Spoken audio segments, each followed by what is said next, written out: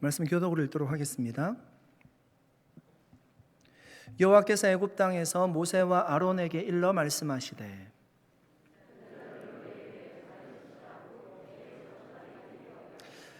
너희는 이스라엘 온 회중에게 말하여 이르라. 이달 열흘에 너희 각자가 어린 양을 잡을지니 각 가족대로 그 식구를 위하여 어린 양을 취하되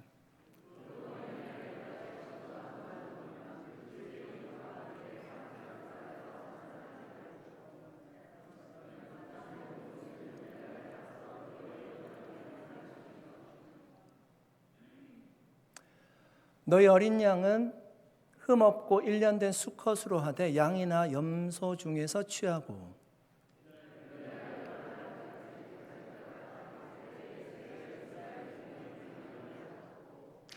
그 피를 양을 먹을 집 좌우 문설주와 임방에 바르고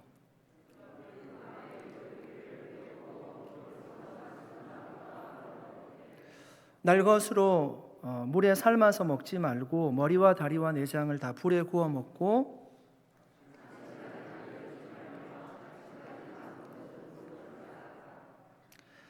너희는 그것을 이렇게 먹을지니 허리에 띠를 띠고 발에 신을 신고 손에 지팡이를 잡고 급히 먹으라. 이것이 여호와의 유월절이니라.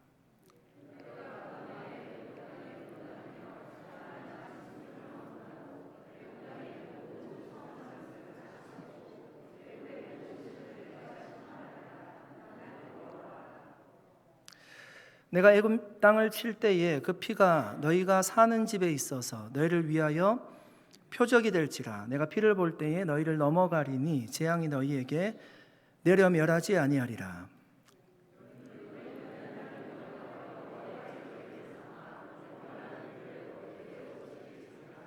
아멘. 같이 기도하겠습니다. 하나님 아버지 감사드립니다.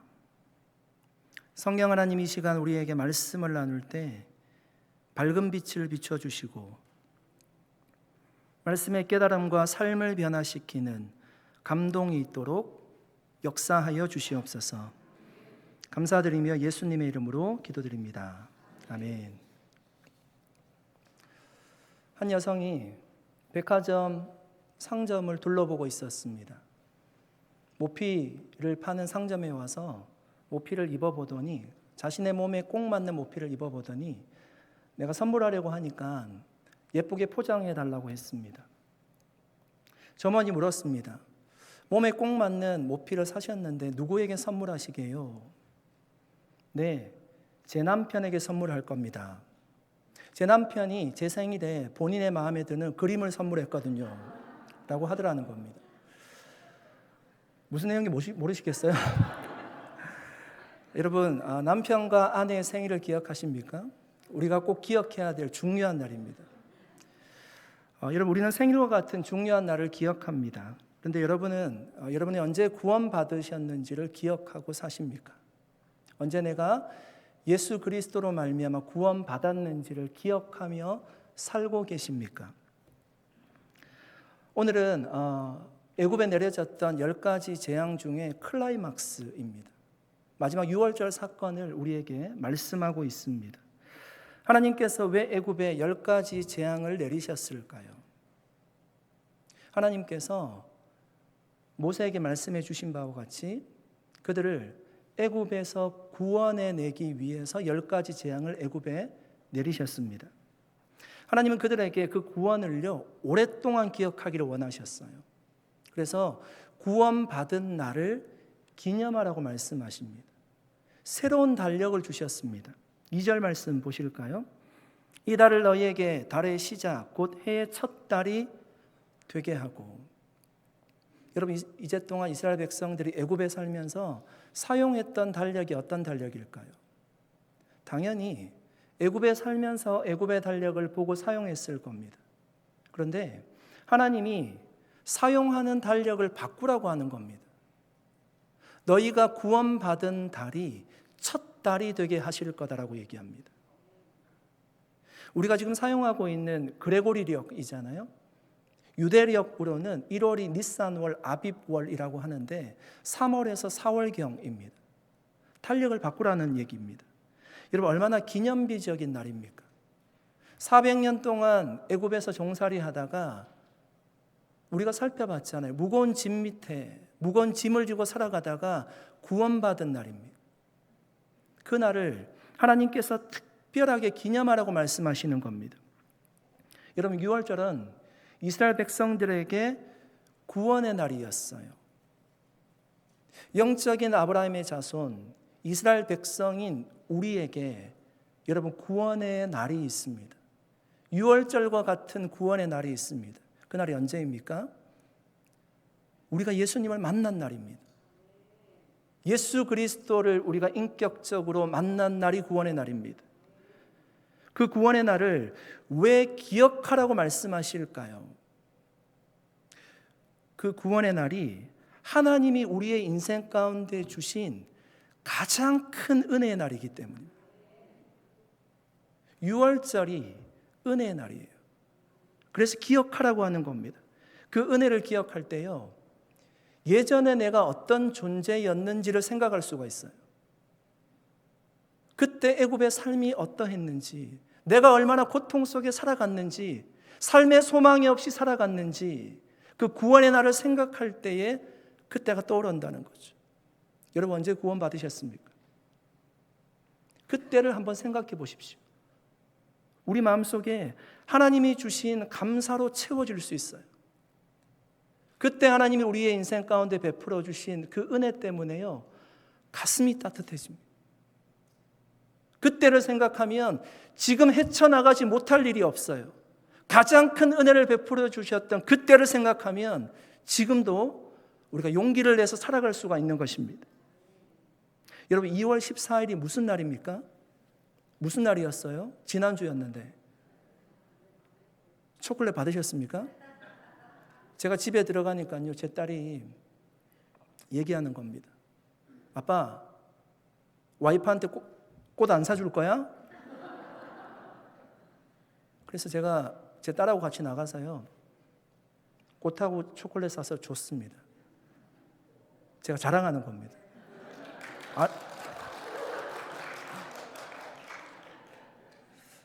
여러분, 우리는 세상에서 정한 날을 기념하며 살아가요. 그 날이 다 나쁘다고는 할 수 없습니다. 자신의 사랑을 전달하고요, 사람을 격려하고 소통하기 때문에 좋은 날일 수도 있습니다. 그런데 안타까운 것은 우리가 하나님 앞에 구원받았다는 그 사실, 그 구원받은 날을 우리가 기억하지 않고 살아간다면 참 안타까운 일입니다. 물론 우리는 여러분 구원받은 날을 정확히 알지 못할 수도 있어요. 꼭 그 날을 알아야지만 구원받는 것도 사실은 아닙니다. 여러분, 우리 중에 어떤 큰 사건 때문에 예수님을 만난 분들이 계시잖아요. 저와 같이 몸이 아팠거나 가정에 문제가 있거나 자녀들의 문제 때문에 하나님 앞에 간절하게 기도하다가 예수님을 만난 분들은요, 그 구원의 날이 언제인지 알게 됩니다. 바울과 같은 사람이잖아요. 그런데 어릴 때부터 부모님의 손을 붙잡고 교회를 다녔어요. 별 문제 없이 교회를 다녔어요. 그런 분들이 자신의 구원의 날을 정확하게 안다는 것은 쉽지 않습니다. 중요한 것은 무엇인가 하면 그 구원의 날을 기억하라는 것이 단지 날짜를 기억하라는 것이 아니에요. 하나님이 우리에게 베풀어 주신 은혜를 기억하라는 것입니다. 달을 새롭게 바꾸면서까지 그 날을 기억하라고 말씀하세요. 너희를 구원해 주신 하나님이 그 무한하신 은혜를 기억하라는 것입니다. 사랑하는 성도 여러분, 여러분은 그 은혜를 기억하며 살고 계십니까? 주님 만났던 그 감격 가운데 여러분 신앙생활을 하고 계세요? 예수 그리스도의 그 은혜를 기억하면, 나를 만나 주셨던 그 은혜를 기억하면 여러분 마음 가운데 생수의 강이, 생명의 강이 흐르고 있습니까? 감격 가운데 여러분 신앙생활하고 계십니까? 신앙의 연수가 깊을수록, 교회를 오래 다닐수록 여러분 우리가 이 감격과 은혜를 잊고 살 때가 많습니다. 옆에서 사람들이 손을 들고 찬양하고요, 기도할 때 눈물을 흘리고요, 말씀에 아멘으로 화답하고요, 그런 분들을 보면 어떻게 생각하시는가 하면 신앙이 어리다고 생각하는 겁니다. 나도 예전에 그랬노라고 생각합니다. 그 시간이 지나갈 거라고 생각하고요.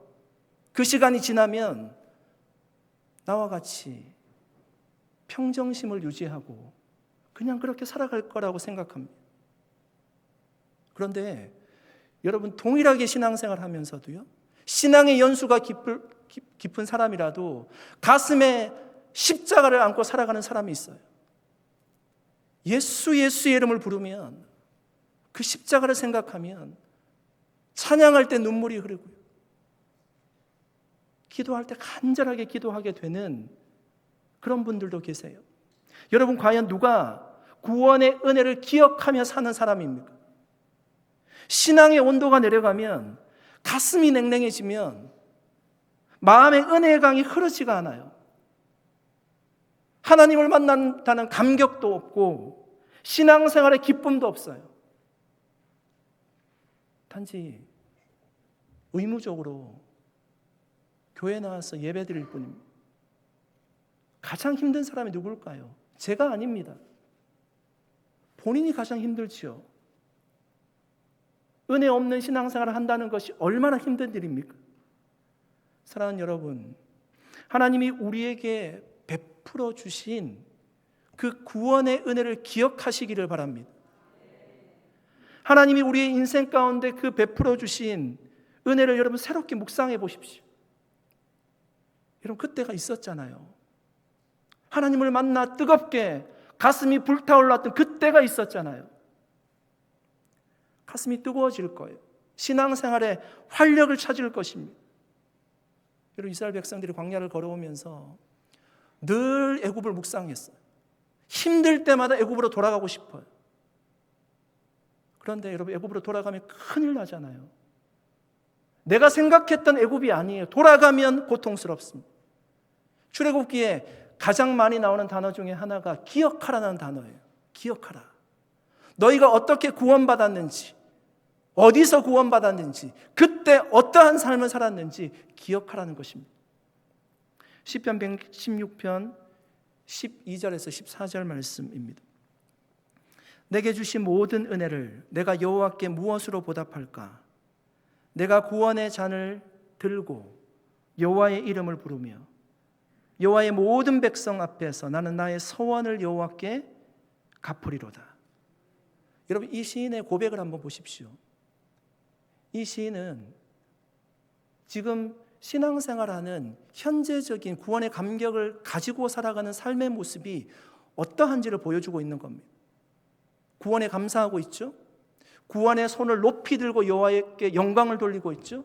내가 나의 소원을 하나님 앞에 어떻게 갚을 수 있을지 고민하고 있습니다. 신앙생활을 아무리 오래 해도 하나님 앞에 뜨거운 가슴을 가지고 살아가는 사람들이 있다는 것입니다. 여러분, 우리에게 이런 감격이 있어야 되지 않겠습니까? 하나님을 만났던 뜨거운 마음을 가지고 주님, 그 은혜에 제가 보답하고 싶습니다. 주님 위에 살아가고 싶습니다.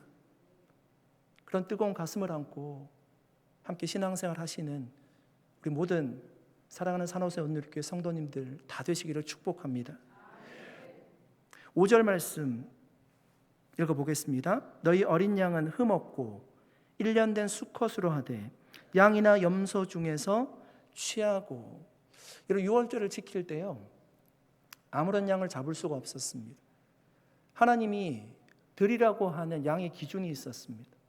늙은 양 안 됐고요, 나이 많은 양 안 됐고요, 흠 있는 양도 안 됐습니다.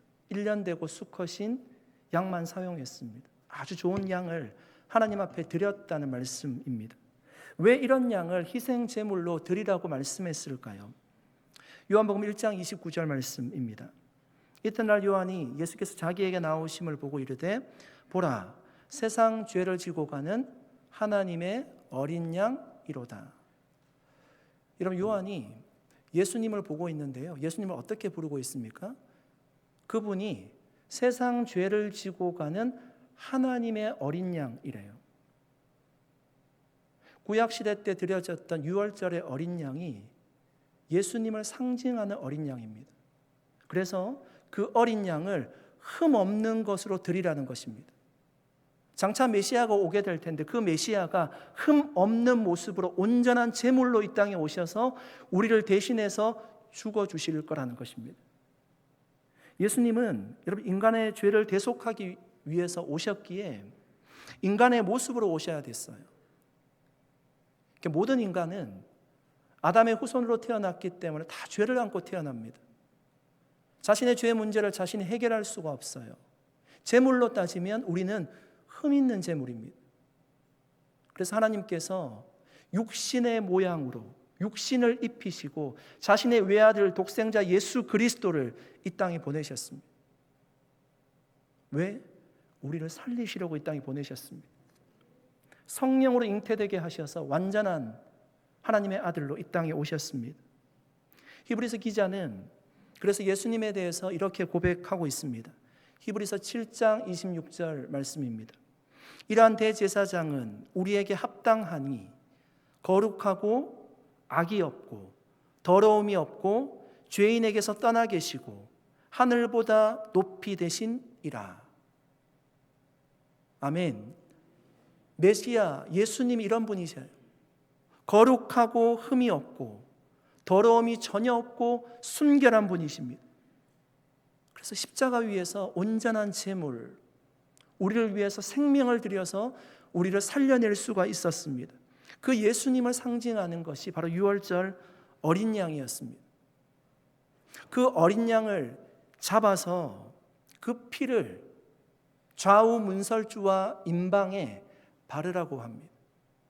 그러면 여호와의 사자가 애굽의 모든 장자를 칠 때 그 피를 보고 그 집을 넘어갈 것이라고 합니다. 13절 말씀입니다.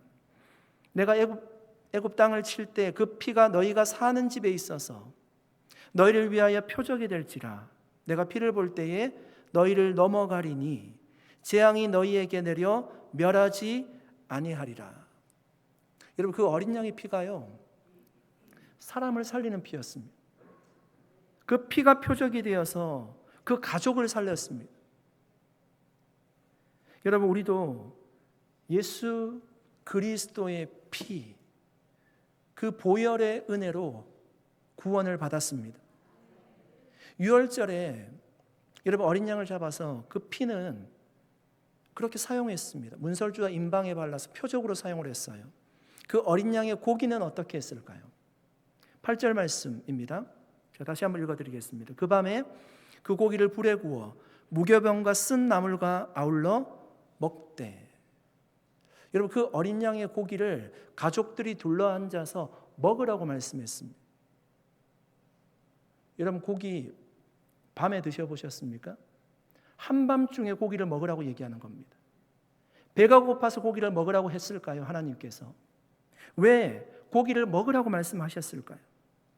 예수님께서 요한복음 6장 53절에 이렇게 말씀하셨습니다. 예수께서 이르시되 내가 진실로 진실로 너희에게 이르노니 인자의 살을 먹지 아니하고 인자의 피를 마시지 아니하면 너희 속에 생명이 없느니라.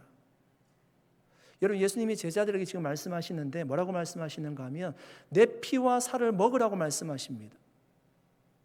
여러분, 실제로 제자들이 예수님의 살과 피를 먹었습니까? 지금 그런 의도입니까? 그렇지 않아요. 예수님의 살과 피를 마시라는 것은요, 예수님이 나를 구원할 유일한 구원자로 알고 예수님과 나를 일치시켜야 된다는 겁니다. 하나 되게 해야 된다는 것. 그것이 예수님의 살을 먹고 예수님의 피를 마신다는 의미예요. 그렇게 여러분, 예수님과 우리가 일치되었을 때, 하나가 되었을 때 생명을 가지게 될 거라는 겁니다. 그 피와 그 살을 먹지 못한 자는 생명이 없지만 반대로 그 피와 살을 마시는 자는 생명을 가지게 될 것이라고 말씀하는 겁니다. 여러분, 우리가 보기에는 세상에는 모든 사람들이 동일하게 호흡하며 살아가고요, 동일하게 다 생명이 있는 것처럼 우리 눈에 보입니다. 생물학적으로는 다 살아있고 생명이 있는 것이 맞습니다. 그런데 여러분, 하나님이 보시기에는요, 생명이 없는 사람이 있다는 거예요. 그러니까 영적으로 죽어 있는 사람이 있다는 것입니다. 성경은 그것이 그러니까 하나님과 관계가 끊어진 상태를 얘기하는 것입니다. 그런데 예수 그리스도와 하나가 되면 영적인 생명을 가지게 될 거라는 거예요. 우리가 본 어게인 한다고 얘기하잖아요. 새롭게 중생하게 되는 거예요. 영혼이 다시금 태어나게 되는 것입니다. 예수님과 나를 일치시킬 때 예수 그리스도의 십자가의 죽음이 나의 죽음이 된다는 것입니다. 예수님과 나를 일치시킬 때 예수 그리스도의 부활이 단순히 2000년 전에 있었던 사건이 아니라 내 죄를 용서하신 그리스도의 부활, 나의 부활이 된다는 말씀입니다. 그래서 바울이 이렇게 고백했던 것입니다. 갈라디아서 2장 20절입니다. 내가 그리스도와 함께 십자가에 못 박혔나니. 여러분, 바울이 언제 그리스도와 함께 십자가에 못 박혔습니까? 그리스도와 일치되었음을 얘기하는 거예요. 내가 못 박혔다고 얘기합니다. 내가 못 박혔다. 그런즉 이제는 내가 사는 것이 아니요 오직 내 안에 그리스도께서 사시는 것이라. 주님이 내 안에 들어왔어요. 주님과 함께 삶을 살아가는 것입니다. 이제 내가 육체 가운데 사는 것은 나를 사랑하사 나를 위하여 자기 자신을 버리신 하나님의 아들을 믿는 믿음 안에서 사는 것이라. 여러분, 그리스도와 일치된 사람만이 고백할 수 있는 말씀이죠. 여러분, 하나님이 이스라엘 백성들에게 어린 양의 고기를 먹으라고 했던 것은요, 이처럼 너희가 양과 일치되었음을 알라는 거예요. 양이 죽음으로 내가 살았어요. 그 양은 나예요. 그 양이 희생해서 내가 살았습니다. 어린 양이신 예수 그리스도가 죽음으로 내가 살았어요. 하나 되었음을 알라는 것입니다. 그 어린 양을 아침까지 남겨두지 말고요, 다 불에 태우라고 얘기했습니다. 어린 양의 희생과 헌신을 얘기하는 거죠. 예수님께서 장차 오셔서 그런 삶을 사실 거라는 것. 자신의 모든 피를 쏟으시고 모든 물을 다 쏟으시고 우리를 위해서 구원해 주신 그 희생, 그 헌신을 보여주는 말씀입니다. 여러분, 이처럼 예수님께서 자신의 모든 생명을 들여서 우리를 살려주신 그 은혜를 아는 사람은요, 결국은 예수님처럼 살게 되어 있습니다. 예수님의 제자들이 예수님 당시에 예수님과 같은 삶을 살지 못했습니다. 그들은 늘 권좌에 오르기를 원했고 성공하기를 원하던 사람이었습니다. 근데 주님이 부활하시고 승천하시고 나서 예수님과 동일한 삶을 살아갑니다. 희생하고 헌신하고 죽음까지도 두려워하지 않는 사람으로 그들이 살아가게 되죠. 여러분, 지금도 마찬가지입니다. 예수님의 제자들은 정말 예수님이 이 땅에 계셨으면 하셨을 일들을 하며 살아갑니다. 교회에서 열심히 봉사하시는 분들이 시간이 남아서 봉사하는 게 아니죠. 주님이 사랑한 교회를, 생명 다해 사랑한 교회를 섬기기 위해서 그렇게 사역하시는 것이죠. 지금도 그렇게 예수님의 제자들은 곳곳에서 자신의 삶을 들여서 섬기고 살아가고 있습니다. 사랑하는 성도 여러분, 저와 여러분은 정말 주님과 일치된 사람입니까? 주님이 우리 안에, 내가 주님 안에 있는 주님과 연합된 사람이십니까? 아멘. 여러분, 우리가 주님과 연합된 사람이라면요, 어떤 삶을 살아가야 될까요? 오늘 좀 두 가지로 말씀을 나누겠습니다. 8절 말씀 다시 한번 읽어드립니다. 그 밤에 그 고기를 불에 구워 무교병과 쓴 나물과 아울러 먹되. 여러분, 고기를 먹을 때에 그 고기와 함께 무교병을 먹으라고 합니다. 무교병은 누룩 없는 빵이거든요. 성경의 누룩은 보통 죄와 옛 생활을 상징합니다. 고린도전서 5장 6절에서 8절 말씀 나중에 한번 보시면 그대로 나옵니다. 누룩이라고 하는 것은 옛 생활과 죄를 상징하는 것입니다. 그러니까 생각해 보십시오. 그러니까 구원을 기억하게 하는 어린 양의 고기를 먹으면서 누룩 없는 빵인 무교병을 먹으라고 말씀하셨어요. 어떤 의미일까요? 구원의 은혜를 기억하고요, 옛 생활로 돌아가지 말라는 것입니다. 그래서 11절 말씀 이렇게 얘기하는 겁니다. 그러니까 고기를 먹을 때 허리에 띠를 띠고요, 신을 신고요, 지팡이를 잡고요, 급히 먹으라고 얘기합니다. 왜 급히 먹어야 될까요? 하나님께서 떠나라고 말씀하시면, 애굽에서 출발하라고 말씀하시면 그 자리에서 떠나야 되기 때문에. 여러분, 애굽은 사단과 죄를 상징하는 곳이잖아요. 하나님의 자녀가 있어야 될 곳이 아닙니다. 그 자리는 떠나야 될 곳입니다. 죄의 세력들은 언제든지 우리를 묶어두려고 합니다. 애굽의 왕 바로가 여러분 10가지 재앙이 내리는데도요, 손을 들지 않았어요. 끝까지 버팁니다.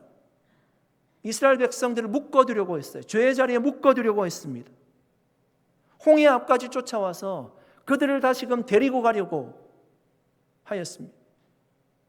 사단의 세력이 언제든지 우리를 그렇게 죄의 자리에 묶어두려고 하는 것입니다. 사단은 여러분 우리의 약한 부분을 잘 알고 있습니다. 저와 여러분이 어디에 약한지, 어떻게 유혹하며 넘어올지 잘 알고 있습니다. 여러분, 바울이 여러 교회 편지를 씁니다. 편지를 쓸 때 보통 교회에 문제가 있기 때문에 편지를 쓰거든요. 교회에 왜 문제가 있을까요? 교회는 하나님의 백성이 있는 곳이잖아요. 그런데 교회에 문제가 있어요. 그들이 옛 생활로 돌아가고자 하는 마음을 가지고 신앙생활을 했기 때문에 교회에 문제가 생기는 겁니다. 한 곳만 살펴볼까요? 고린도서 6장 10절입니다. 도적이나 탐욕을 부리는 자나 술 취하는 자나 모욕하는 자나 속여 빼앗는 자들은 하나님 나라를 유업으로 받지 못하리라. 이런 바울이 지금 고린도 교회 교인들에게 편지하고 있습니다. 그런데 이런 일이 교회에 있습니다. 도적질, 탐욕, 술 취하는 것, 모욕하는 말, 속여 빼앗는 것. 교회 내에 이런 일이 일어나고 있다는 것입니다. 여러분, 우리가 언제든지 하나님을 잘 믿는 것 같지만 옛생활로 돌아갈 수 있는 위험이 있다는 말씀입니다. 우리가 있어야 될 자리가 사단이 유혹하는 죄의 자리가 아닙니다. 그 자리는 떠나고 다시금 돌아가지 말아야 될 자리예요. 가끔 애굽이 그리워도 여러분, 애굽으로 실제로 가면 큰일 나는 거죠. 이스라엘 백성들이 광야를 지나오면서 힘들 때마다 애굽을 생각하지 않습니까? 그때 고기가마 곁에서 고기 먹을 때가 좋았는데 실제로 가면 어떻습니까? 큰일 나는 거죠. 우리를 유혹하려고 사단이 그렇게 공격하는 것입니다. 여러분, 우리는 애굽이 아니라 구원의 자리인 십자가의 그늘 아래 우리는 거해야 됩니다. 하나님의 영광이 충만한 여러분 성전에서 이스라엘 백성들이 하나님을 예배했잖아요. 그 예배하는 자리, 은혜의 자리에 우리가 있어야지 되는 것이죠. 말씀의 자리, 기도의 자리, 성도들과 교제하는 자리, 하나님의 일을 하는 봉사하는 자리, 그 자리가 바로 구원받은 하나님의 백성들이 있어야 될 자리라는 말씀입니다. 여러분, 어디에 지금 발을 내디디고 계십니까? 이것이 첫 번째, 우리가 예수님과 연합한 우리가 있어야 될 삶의 자리라고 할 수 있어요. 두 번째는요, 8절 말씀을 다시 보시면 이스라엘 백성들이 어린 양의 고기와 함께 무교병도 먹었지만 또 다른 하나의 음식을 먹습니다. 쓴나물이라는 음식이에요. 쓴나물. 여러분, 쓴나물 좋아하시는 분 계세요? 쓴나물은 우리가 즐겨 먹는 음식이 아니에요. 그러니까 쓴나물이 상징하는 것은 고난입니다. 고난. 예수님께서 이 땅에 오셔서 희생당하신 고난을 상징합니다. 예수님이 고난을 기꺼이 받으셨지만 그 고난은 예수님에게도요 엄청난 고통이었습니다. 그렇게 우리도 예수님과 같이 고난받는 삶을 살라는 것입니다. 이스라엘 백성들이 여러분 애굽에서 구원받았는데 곧바로 가나안에 들어가지 않고요, 광야를 걸어갔습니다. 광야는 짐승이 있는 곳이고요, 추운 곳이고요, 더운 곳이고요, 고통스러운 곳이에요. 광야는 고난을 상징하는 거죠. 그 고난의 길을 가나안 땅에 들어가기 위해서 걸어가야 한다는 말씀입니다. 이런 복음서의 여러 비유를 통해서 우리가 고난 받을 것을 예수님 말씀하셨어요. 십자가를 지라고도 말씀하시고 자기를 부인하라고도 말씀하시고요. 그리고 나를 쫓으라고 말씀하셨죠. 바울 사도는 그리스도의 남은 고난을 그의 몸된 교회를 위해서 나의 육체에 채우노라 이렇게 고백하고 있습니다. 여러분, 우리 모두는 예수님을 믿을 때 좋은 것을 받기를 원합니다. 복 받기를 원합니다. 저는 정말 우리 모든 성도님들이 다 형통하셨으면 좋겠습니다. 아멘. 정말 형통하셨으면 좋겠습니다. 여러분, 시편 1편에 시인이 고백하잖아요. 복 있는 사람은. 말씀 쭉 하는데요. 복 있는 사람이 시냇가에 심기운 나무처럼요. 열매를 맺는데요. 잎사귀가 마르지 않는데요. 그런 형통의 복이 우리에게 있기를 축복합니다. 여러분, 그런데 시편 1편에 보니까 그 의인들 곁에는 늘 죄인이 있었다는 거예요. 참 신기하죠. 우리가 교만하지 않도록 겸손하게 주님을 바라볼 수 있도록 늘 주님은 그렇게 우리를 인도하세요.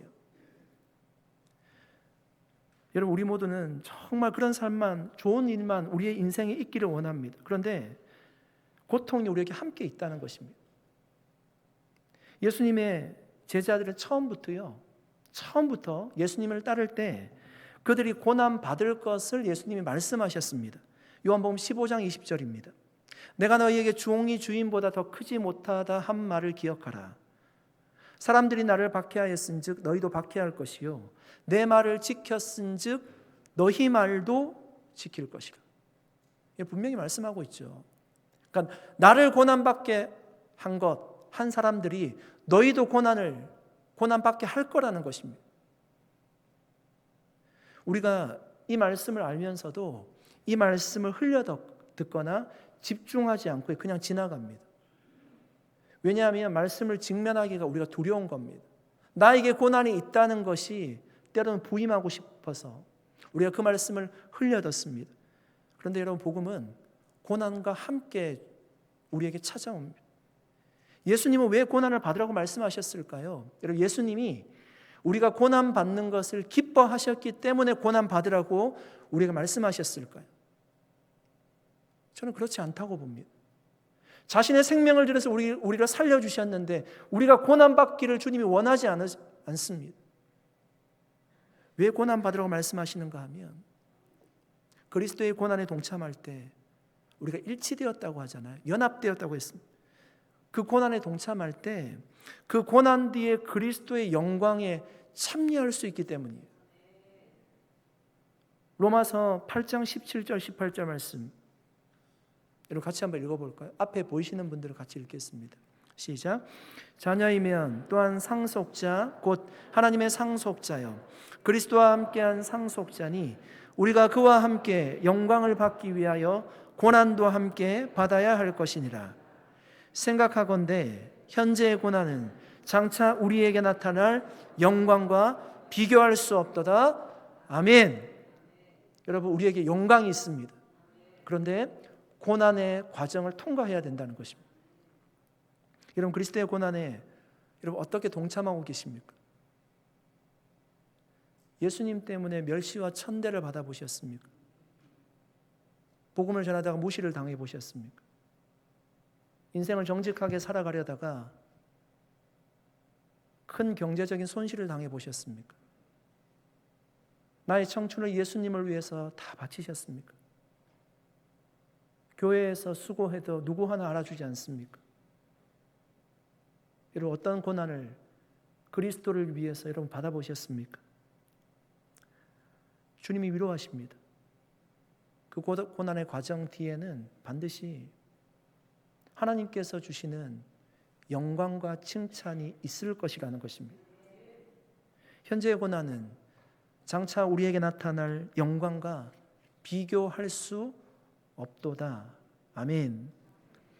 예수님을 위한 여러분 이런 고난을 거부하는 자들은 오히려 부끄럽게 될 것이고요.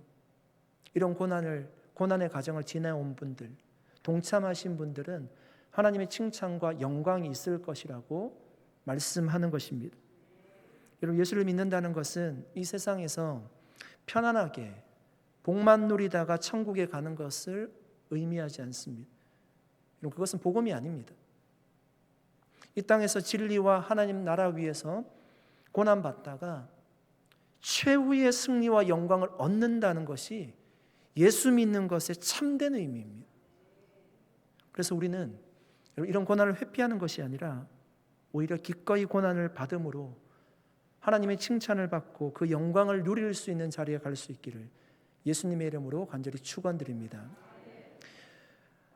최근에 튀르키예와 시리아 지진이 나서 한국에도 구조팀을 생존자 구호를 위해서 그 땅에 보냈습니다. 그 구조팀이 한 여성의 집을 수색하고 있었습니다. 집이 무너져 있는데 수색하는 결과 흙더미 속에서 이렇게 웅크리고 있는 여인을 발견하게 되었어요. 아마 집이 무너지면서 목과 허리가 부러져서 죽어 있는 것 같이 보였습니다. 손을 넣어서 확인해 보니까 몸이 식어 있고 호흡하지 않았습니다. 죽어 있다는 뜻이니까 구조팀이 다른 곳에 그 생존자를 찾기 위해서 가는데 팀장이 약간 이상한 마음이 들었다는 것입니다. 그래서 다시 그 자리에 와서 그 여인이 웅크리고 있는 아래쪽에 손을 파보니까 담요 하나가 나오는 겁니다. 끌어서 이제 확인해 보니까 3개월 된 아기였습니다. 그 담요에 핸드폰이 뚝 떨어지는데 그 핸드폰에 이제 이렇게 적혀 있는 것입니다. 아가야, 만약 생존하거든 엄마가 너를 정말 사랑한다는 것을 기억해야 한단다. 여러분, 지진이 난 그 순간에도 자기 자녀를 살리기 위해서요, 그 엄마가 몸을 웅크리고 모든 고통을 받은 것 아닙니까? 여러분, 예수님께서 우리를 위해서 이 땅에 오셔서 모든 고난을 당하셨습니다. 주님이 나를 믿으면 구원을 받을 것이라고 말씀합니다. 구원을 받고 나서 옛 생활로 돌아가지 말라고 말씀합니다. 나를 따르는 길이 비록 고난이 있는 길이겠지만 그 고난 뒤에는 반드시 영광이 있을 거라고 주님 말씀하십니다. 여러분, 이런 복음의 감격을 가지고 우리가 살아가야 되지 않겠습니까? 교회를 다니고 예수님을 믿는데 냉랭한 가슴을 가지고 우리가 어떻게 살아갑니까? 정말 주님이 우리를 살려주신 그 하나님의 사랑, 십자가의 은혜, 그 복음의 마음, 그 마음이 우리의 마음에 생수의 강같이 날마다 흘러갈 수 있기를 축복합니다. 그래서 정말 식어진 마음이 아니라 복음으로 인하여서 뜨거운 마음을 가지고 신앙생활하는 저와 여러분 될 수 있기를 예수님의 이름으로 간절히 축복합니다. 기도하겠습니다. 하나님 아버지, 감사드립니다. 오늘도 하나님 말씀 주신 것들 우리 마음에 새깁니다. 6월절의 은혜를 주님 기억하라고 말씀하셨습니다. 달력을 바꾸시면서까지 그 달을 기억하라고 말씀하셨습니다. 우리가 구원받은 날을 기억하게 하여 주시고 하나님의 은혜를 기억하게 하여 주시고 우리의 마음에 하나님 예수 그리스도의 생명의 강이 흐를 수 있도록 도와주셔서 냉랭한 마음으로 신앙생활하지 않도록 인도하여 주시옵소서. 감사드리고 예수님의 이름으로 기도드립니다. 아멘. 우리 자리에서 일어나